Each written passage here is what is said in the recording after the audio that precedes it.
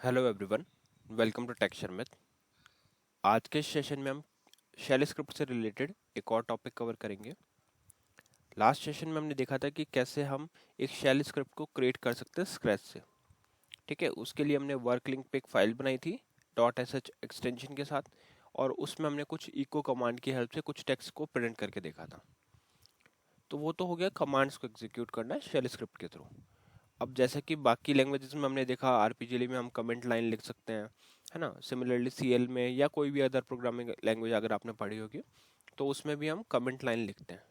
तो इस सेशन में मेनली हम देखने वाले हैं कि शेल स्क्रिप्ट लिखते टाइम कैसे कमेंट लाइंस को लिखा जा सकता है और उसका एडवांटेज क्या है, कौन सी ऐसी कंडीशंस होती है जहां हमें कमेंट लाइन मेंशन करनी चाहिए और कमेंट लाइन के क्या क्या बेनिफिट्स रहते हैं। ये पूरी चीज़ें इस सेशन में डिस्कस करेंगे।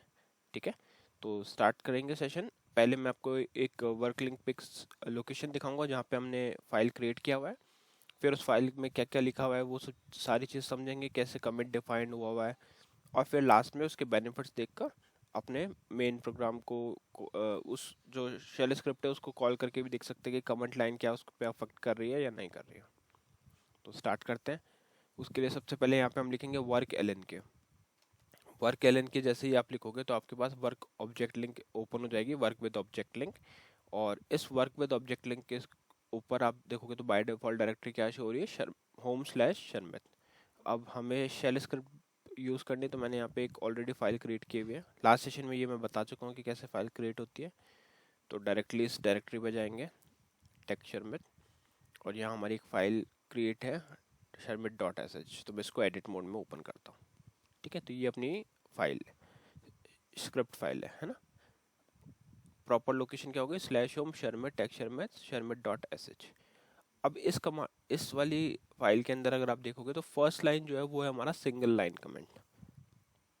ठीक है, तो कई बार क्या होता है जब भी अपन कोड लिख रहे होते हैं तो अपने को सिर्फ एक लाइन का कमेंट उसमें ऐड करना होता है। सपोज आपने कोई सब रूटीन यूज़ किया हुआ है या कोई भी फंक्शन आप यूज़ कर रहे हो, तो उसके ऊपर जस्ट आपको एक डिस्क्रिप्शन देना होता है कि ये फंक्शन का नेम क्या है और क्यों हम इसको यूज़ कर रहे हैं।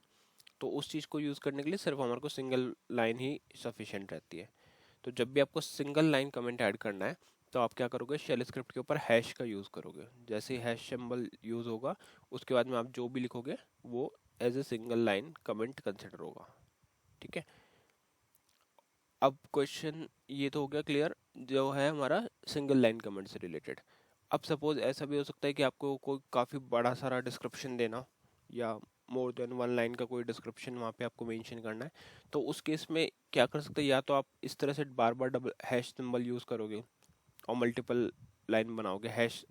ऑल दो ये है सिंगल लाइन कमेंट ही, बट उसको आप बार बार रिपीट करके as a multi line comment use कर रहे हो। बट शेल स्क्रिप्ट में हमारे पास ऑप्शंस ऑलरेडी होता है, तो उसके लिए आपको क्या करना है, सिंपल एक कोलन यूज़ करना है।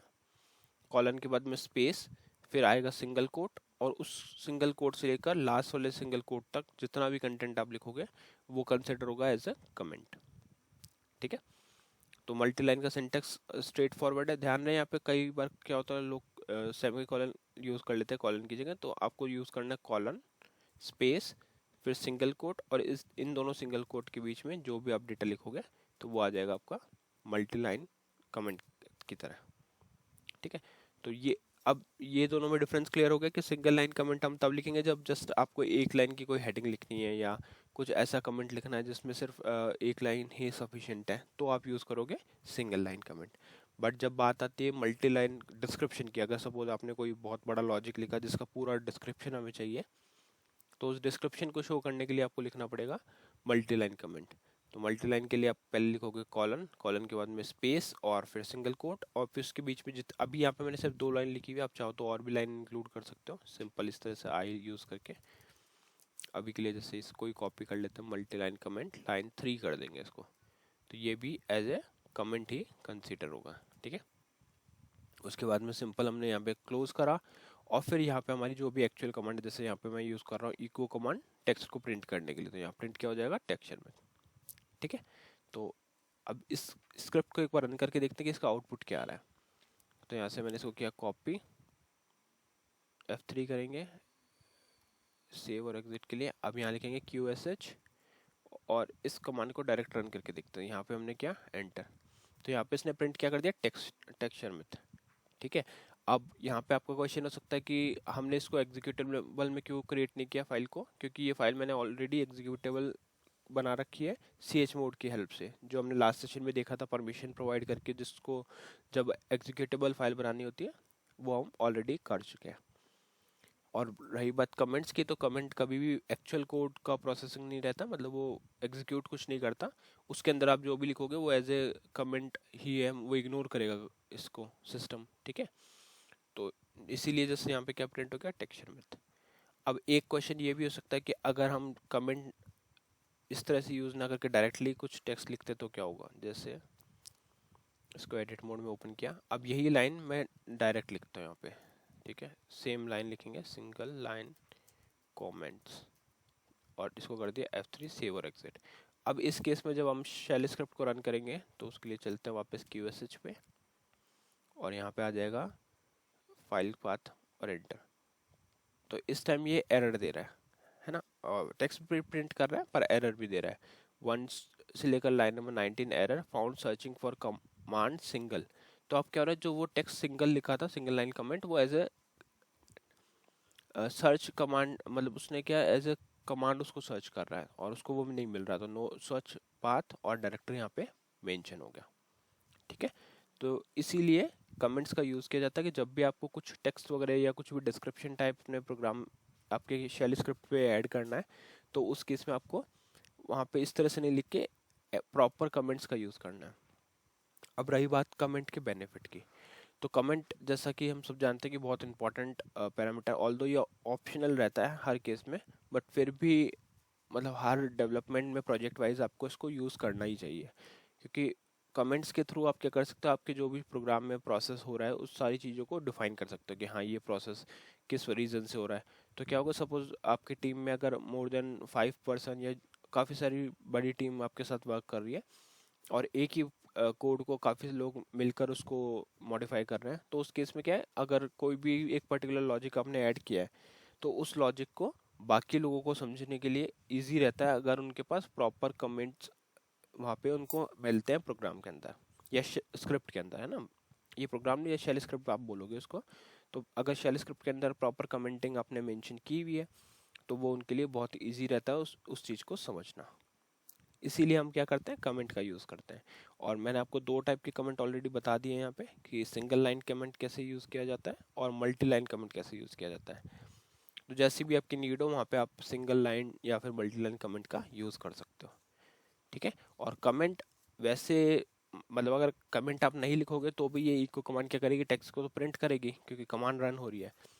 बट अगर आपने इस तरह से मल्टी लाइन कमेंट डालकर कुछ उसमें लिख दिया, जैसे यहाँ पे मैंने सपोज लिखा कि below command is use to print text on screen, तो अब जो भी कोई नया डेवलपर इस स्क्रिप्ट को देखेगा तो डिस्क्रिप्शन पढ़ के उसको आइडिया हो जाएगा कि ये जो कमांड लिखी हुई है नीचे वो किसी टेक्स्ट को प्रिंट करने के लिए लिखी हुई है।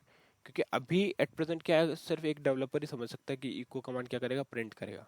बट अगर आपने कमेंट लिख दिया प्रॉपर इंग्लिश लैंग्वेज में या किसी भी लैंग्वेज में जो भी आपकी रनिंग लैंग्वेज है, अगर वहाँ पे आपने लिख दिया कि this below command is use to print the text on screen, तो वो उससे समझ जाएगा कि हाँ ये जो कमांड है वो इस रीज़न से लिखी हुई है। उसी तरह से कोई बहुत कॉम्प्लेक्स लॉजिक लिखा हुआ है तो वो भी उसको क्लियर हो जाएगा कि इसका रीज़न क्या है, क्यों ये लॉजिक लिखा हुआ है, ठीक है। और सिंगल लाइन कमेंट मेनली रहता है बस एक वन लाइनर डिस्क्रिप्शन देने के लिए, कि मेल जैसे अगर आपको लिखना है लॉजिक पार्ट या looping statement, conditional check, validation, तो उस तरह का सिंगल लाइन कमेंट आप हैश सिंबल से भी दे सकते हो, ठीक है। तो आई थिंक अब आपको ये पूरा क्लियर हो गया कि कैसे शेल स्क्रिप्ट में कमेंट को इंक्लूड किया जाता है, क्या क्या उसकी कंडीशंस रहती हैं और क्या बेनिफिट्स रहते हैं, ठीक है। अब एक बार मैं आपको फटाफट से बता देता हूँ कि अगर सेम प्रोग्राम को हम सी एल कमांड से यूज़ करेंगे तो कैसे होगा।